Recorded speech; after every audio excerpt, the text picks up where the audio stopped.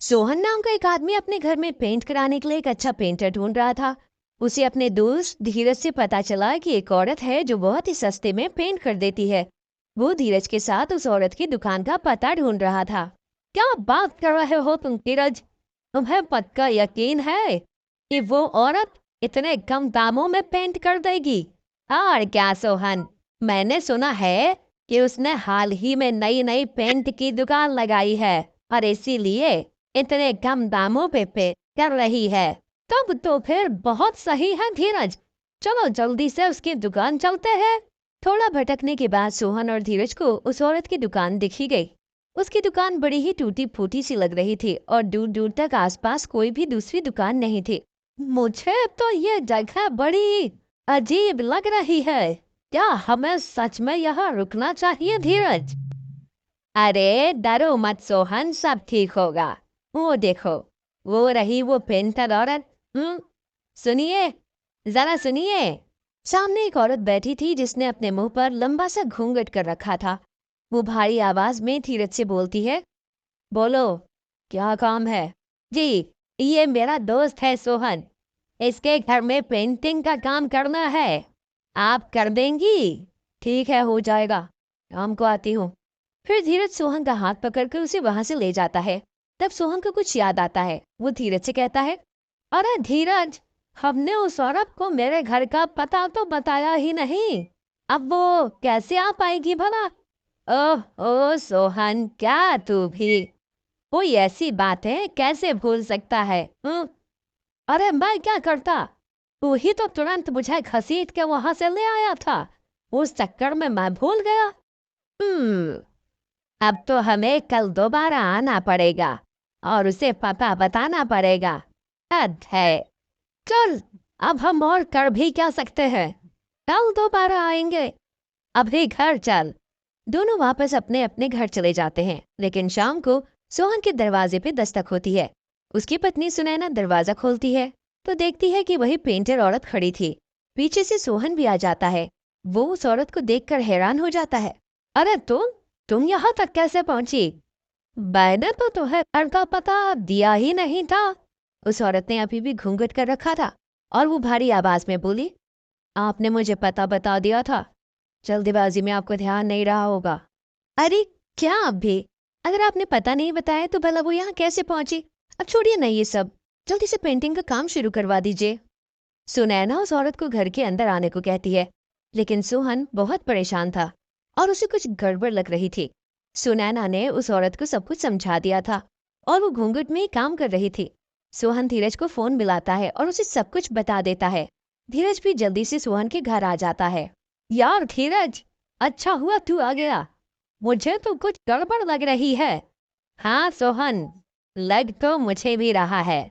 तो एक काम करते हैं ना, इस औरत को काम करने से मना कर देते हैं और इसे वापस भेज देते हैं। जब तुझे ठीक ही नहीं लग रहा तो क्यों इससे काम करवाना? हम्म आ, यही करना ठीक रहेगा।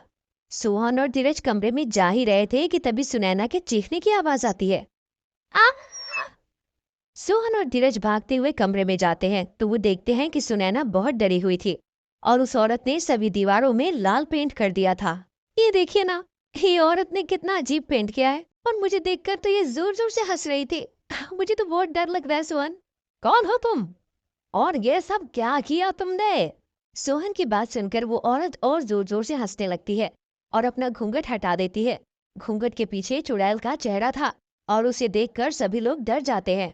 धीरज भागते हुए दरवाजे के पास जाता है लेकिन सुनैना अपने जादू से दरवाजा बंद कर देती है। अरे नहीं, मैं तो बाहर भी नहीं जा पा रहा हूँ। ये मैं कहाँ फंस गया? और धीरज क्या बच्चा, तू मुझे यहाँ इस मुसीबत में अकेला छोड़कर कहाँ भाग रहा है? अब कोई भी कहीं नहीं जाएगा। अब तुम सब यहीं रहोगे। ये खून है खून। चुड़ैल इतना कहकर सुनैना पर हमला कर देती है और उसे मार डालती है। फिर चुड़ैल सोहन को भी मार देती है और दोनों का खून निकालकर अपने खून से भरी बाल्टी में। ये सब देखकर धीरज खड़ा खड़ा कांप रहा था। अरे तू तो कांप रहा है? नहीं नहीं, मुझे मत मारो, मुझे मत मारो। अच्छा चल ठीक है, नहीं मारती तुझे। वैसे भी तू ही मेरे शिकार को मुझ तक लेकर आया था, लेकिन अब तुझे मेरे लिए काम करना होगा।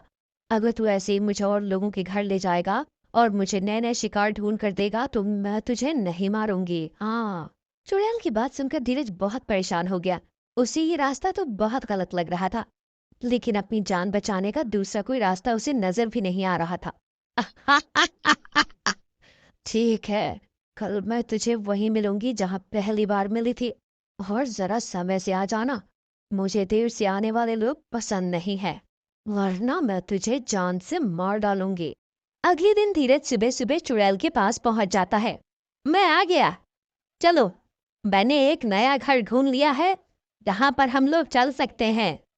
वो लोग यहाँ के रहने वाले नहीं हैं, इसलिए उनके घर में घुसने में हमें आसानी होगी।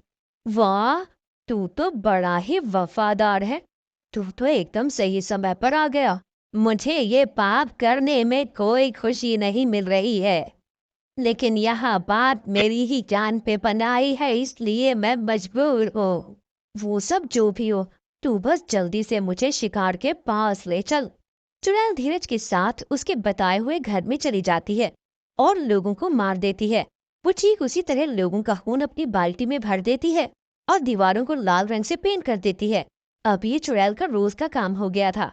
धीरज उसे नए नए घरों में लेकर जाता था और वो लोगों को मार के अपने पेंट की बाल्टी भरती थी। धीरज ना चाहते हुए भी ये सब चुपचाप देख रहा था। एक दिन धीरज अपने घर में चुपचाप बैठा हुआ था, तभी उसकी पत्नी आ गई। क्या हुआ जी, आजकल आप बड़े उदास रहते हैं, आप कहाँ खोए रहते हैं जी? नहीं तो वसुधा, ऐसा कुछ भी नहीं है, तुम चिंता मत करो। बस करिए आप, अब मुझसे तो मत छिपाइए, मैं सब जानती हूँ। मुझे मालूम है कि क्या बात है। क्या क्या मतलब है तुम्हारा? क्या मालूम है तुम्हें?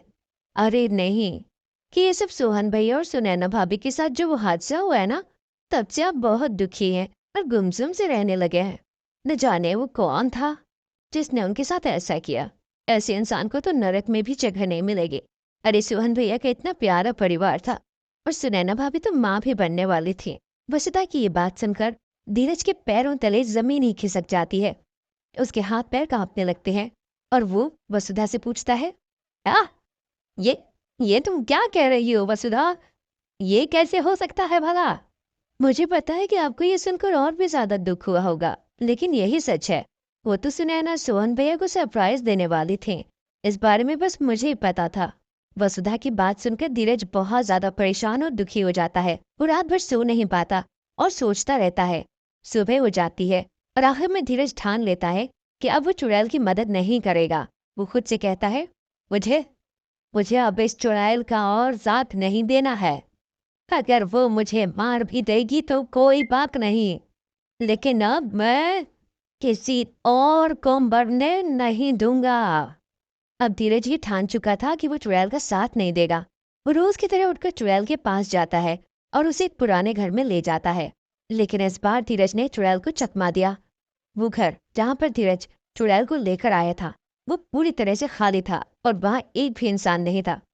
ये क्या तमाशा है, ये घर तो एकदम खाली पड़ा हुआ है, यहाँ मैं कैसे मारूं? इसी को भी नहीं, अब तू किसी को भी नहीं मार पाएगी, क्योंकि मैं तुझे ऐसा नहीं करने दूंगा। और तू मुझे कैसे रोकेगा? अरे तू तो बस एक मामूली इंसान है और मैं एक शक्तिशाली चुड़ैल हूँ। चुड़ैल की बात सुनकर धीरज को अच्छे से समझ आ जाता है कि उसे अभी क्या करना है। वो भाग के गया और उसने चुड़ैल की खून से भरी बाल्टी उठा ली। ये देखकर चुड़ैल हड़बड़ा जाती है। अरे अरे ये तू क्या कर रहा है? पागल इंसान, रुक जा, वरना तेरी खैर नहीं। चुड़ैल धीरज को रोकने के लिए उसकी तरफ भागी, लेकिन इसके पहले कि चुड़ैल कुछ कर पाती, धीरज ने उसकी सारी बाल्टी को उठाकर जमीन पर जोर से पटक दिया। जैसे ही बाल्टी जमीन पर गिरी वो टूट गई और सारा का सारा खून गिर गया। बाल्टी के टूट जाने और खून बह जाने से चुड़ैल की सारी शक्तियां खत्म हो गई और वो एकदम से बहुत कमजोर और बूढ़ी हो गई। उसकी हालत ऐसी थी कि अब वो ठीक से चल भी नहीं पा रही थी। ये देखकर धीरज को सुकून मिल गया कि अब चुड़ैल किसी और की जान नहीं लेगी।